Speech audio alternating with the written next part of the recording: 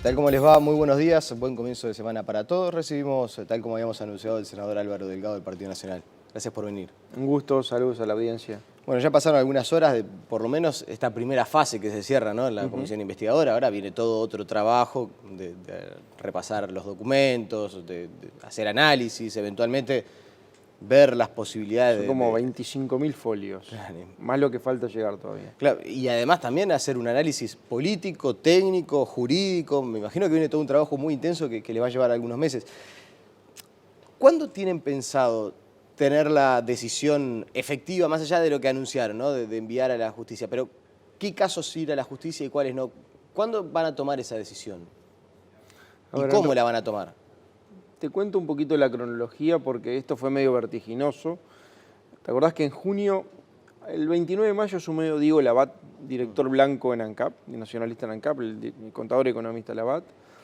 Empezó a ver los primeros datos de dos indicadores que eran muy alarmantes. Uno era el déficit del año pasado, del 2014, terminó en 323 millones de dólares, el nivel de endeudamiento de la empresa de más de 2.000 millones de dólares, y algunos indicadores cómo habían crecido los gastos en ANCAP.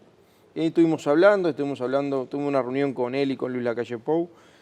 Claro, en realidad todas las instancias parlamentarias habían quedado media truncas. ¿Por qué? Porque el Frente tenía mayoría propia, interpelaciones, comisiones.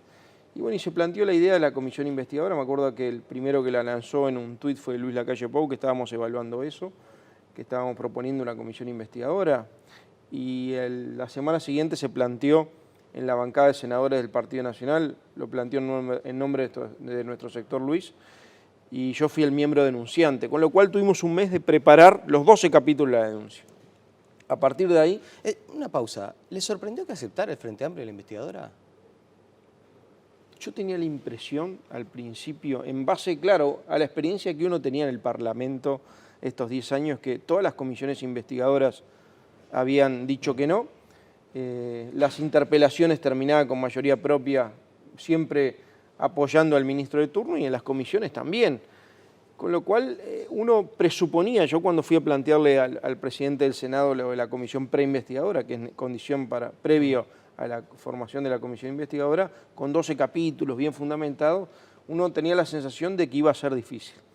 Y yo reconocí el otro día en la conferencia de prensa del viernes, cuando terminó la comisión, el cambio de actitud del Frente Amplio.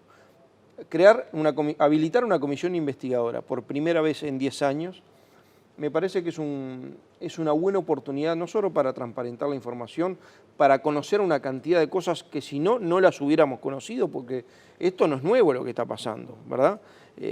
Ahora nos enteramos que en el 2012 Astori, que Sendí, que Mujica, pero el Frente Amplio se dedicó a barrer abajo la alfombra y todo esto no salió a la luz pública, más allá de algunos datos que podíamos tener. Recién ahora, a partir de esta comisión investigadora, que creo que valida un mecanismo de contralor parlamentario importante. Vaya si fue importante haber creado la comisión investigadora, sino ni la gente, ni los periodistas, quizá ni nosotros mismos hubiéramos sabido una cantidad de cosas que pasaron en ANCAP en estos últimos años y que, bueno, llegó a esta situación de colapso que llegó hoy. 4 meses y medio de trabajo, que fue lo que el Frente habilitó, no más, hasta diciembre. Vinieron una cantidad de testigos, faltaron muchos otros, particularmente muchos funcionarios públicos gerentes de ANCAP, no tenemos la posibilidad de obligarlos a venir, nos generaron más dudas, obviamente, la no comparecencia de algunos de ellos, que se dedicaron después a escribir por Facebook, pero no lo hicieron en la investigadora. Y bueno, información, 25.000 folios y más alguna información que todavía no ha venido, que falta. Y en febrero, 15 de febrero, fue la fecha que acordamos para presentar los informes. Y unos días después va a ser la sesión del Senado donde se van a discutir los informes. ¿Para qué discutir los informes? Bueno, porque es una comisión investigadora del Senado sobre la gestión de ANCAP de estos 10 años, particularmente estos 10 años, y en el Senado se van a discutir las consideraciones políticas. A nuestro juicio acá hay responsabilidades administrativas, funcionales y también políticas. Pero hasta tanto no se discutan esas responsabilidades, ustedes no van a ir a la justicia. Son caminos paralelos, mirá. O sea, eventualmente pueden llegar a ir no sé, el 2 de febrero de la justicia, no sé ni siquiera si cada día de semana, pero el 2 de febrero de la justicia y el 15 discutir los Te explico documentos. más o menos cómo estamos pensando trabajar. Cuando se votó la investigadora a fin de julio, principios de agosto, la moción del Partido Nacional no fue la que salió. El Frente Amplio propuso crear una comisión investigadora y punto. Nosotros propusimos crear una comisión investigadora con dos premisas: que había situaciones inconvenientes para la empresa y para el país y que había presunción de irregularidades. Bueno, yo creo que a lo largo de todo este periodo, este proceso, se confirmaron las dos cosas, que habían no solo errores, sino horrores de gestión, con decisiones inconvenientes, absolutamente inconvenientes, y que había situaciones de irregularidades. Y yo le adelanto más, nosotros empezamos a ver a lo largo de todo este proceso de investigación que hay algunos indicadores, a nuestro juicio, en varios temas, donde hay más que irregularidades, que hay presunción de ilicitudes.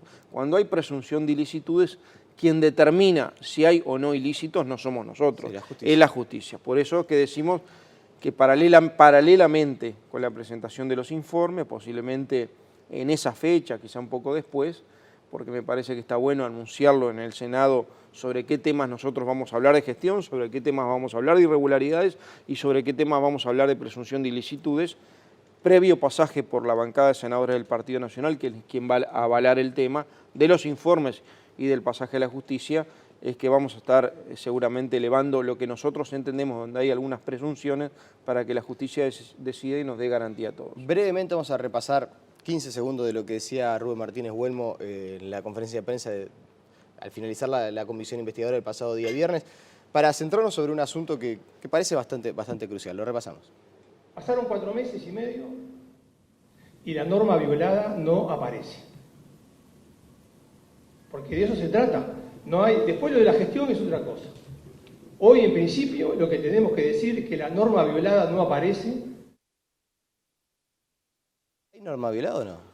Hay varias disposiciones violadas, normas, decretos, hay procedimientos que se pasaron por el costado, hay reiteraciones de gastos. Obviamente también hay tema de gestión. Recordemos que el Frente, cuando habilitaba investigadoras antes o cuando las pedía, hablaba sobre gestión. Nosotros hablamos de dos cosas, de gestión y de presunción de irregularidades. Y cuando hablamos de irregularidades es el pasaje por el costado de algunos procedimientos que no son regulares o procedimientos no regulares. Pero en algunos casos eso excede la irregularidad y hay presunción de ilicitudes, obviamente, contraviniendo algunas normas. Por eso estamos trabajando con varios abogados, con algunos penalistas, con administrativistas, con contadores y economistas, para que el informe sea contundente en estas 3 líneas de trabajo que yo te mencionaba. Problemas de gestión notorios. Tenemos una empresa que termina con 2.300 millones de dólares de deuda, el 80% es en dólares, el 60% vencimiento a corto plazo, el patrimonio vuelve a caer este año a 200 millones de dólares, con lo cual la relación deuda-patrimonio es 10-1, absolutamente, técnicamente está quebrada, si no fuera una empresa estatal, con un déficit acumulado de 800 millones de dólares. Bueno, todo esto que sabemos. Pero además hay un tema que para mí es muy importante decir. Todas estas cosas que nosotros empezamos a notar que se fueron acrecentando a lo largo de los años, 2012, 2013, 2014, todos, y nos estamos enterando ahora dentro del gobierno, lo estaban advirtiendo, todos. Algunos decían que estaba fuera de control, otros que las inversiones estaban mal hechas, otros que tenía gastos excesivos, otros que no le reconocían los costos. Más allá de Mujica, de Astori, de Sendic, todos, Coya, todos reconocían que estaba fuera de control. Ahora, la sensación que a uno le queda es en esta empresa, el 2013 fue peor que el 2012 y el 2014 peor que el 2013, aumentaron 33% los gastos de contratación y honorario, 85 millones de dólares, aumentaron la publicidad de 2 a 10 millones de dólares, bueno, todo se incrementó, fue incremental en la medida que nos acercamos al 2014, obviamente un año electoral.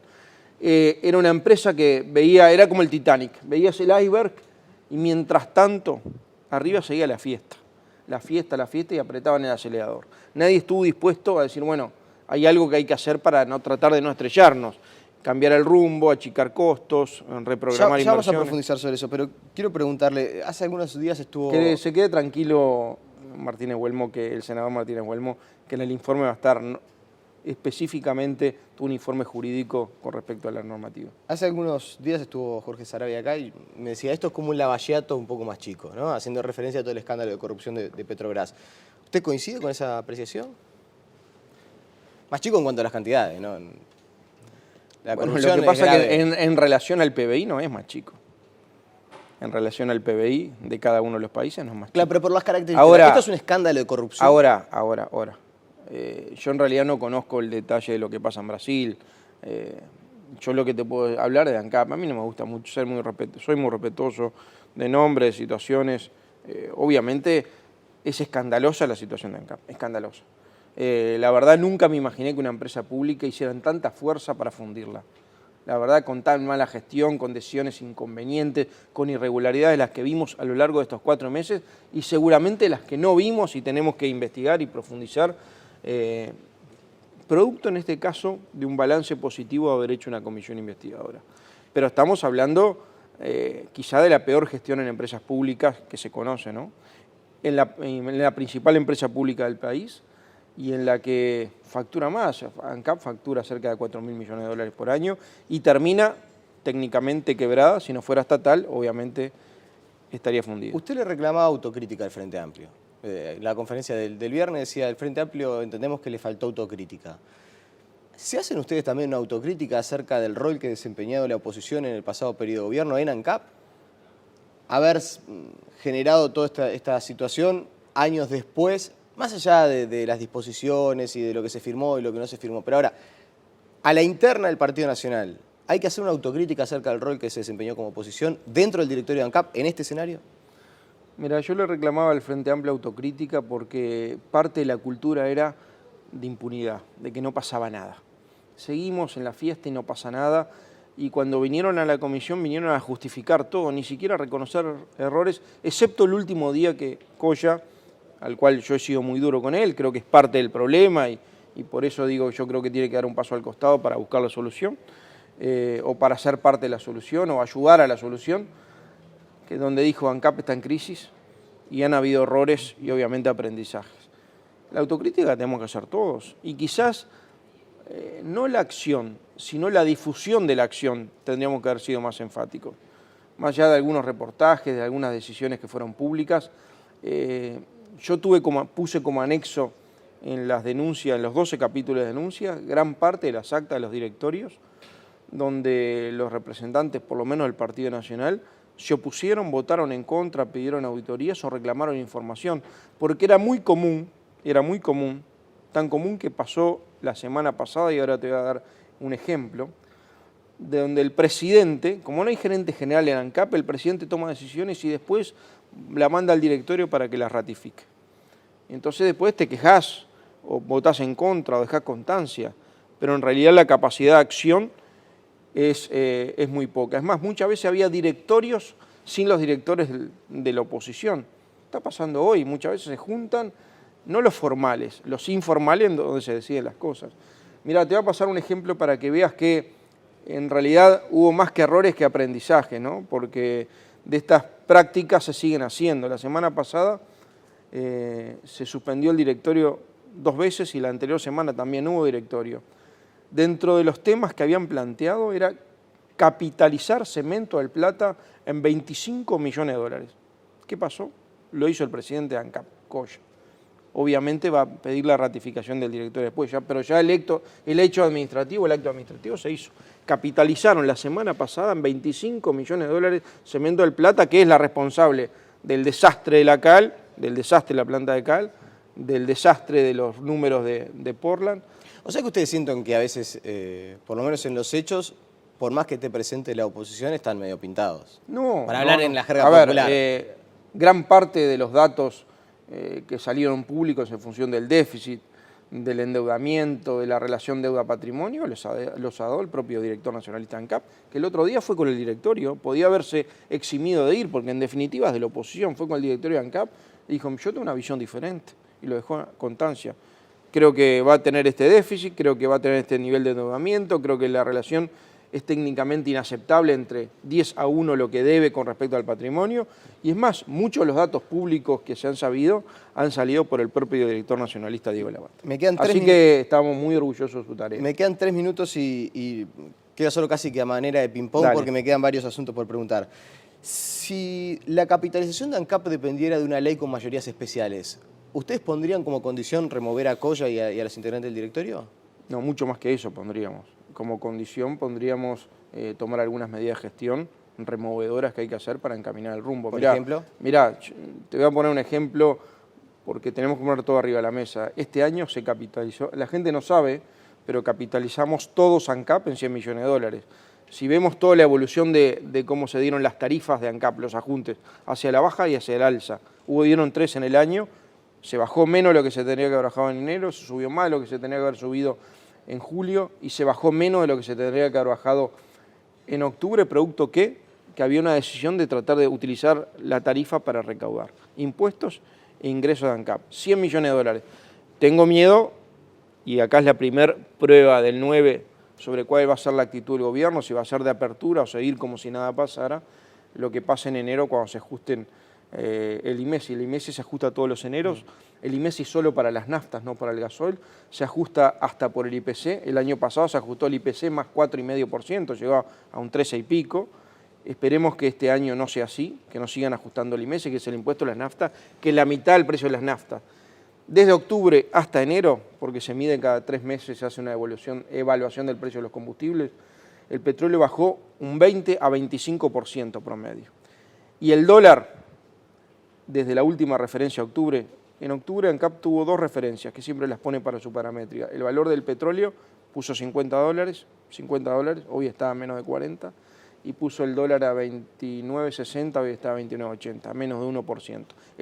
El petróleo bajó más de 20%, 25%, y el dólar subió un 1%. Bueno, como no es lineal, porque el petróleo incide en una parte de las naftas, el 35% del precio de la nafta incide el petróleo, el resto tiene, bueno, flete, costo de ANCAP, impuestos. Esperemos que haya una rebaja, le trasladen la baja del petróleo y esta relación a la gente. Yo creo que las naftas deberían bajar alrededor de un 4 o 5% y el gasoil bastante más, quizá el doble, porque no tiene IMESI, así que no hay excusa. Para hacer un ping-pong fue un punto bastante largo. Me quedan 2 preguntas para hacerle. ¿Le molesta que le digan que es un neoherrerista? No. Yo en realidad fui electo por el sector aire fresco, pero no me molesta.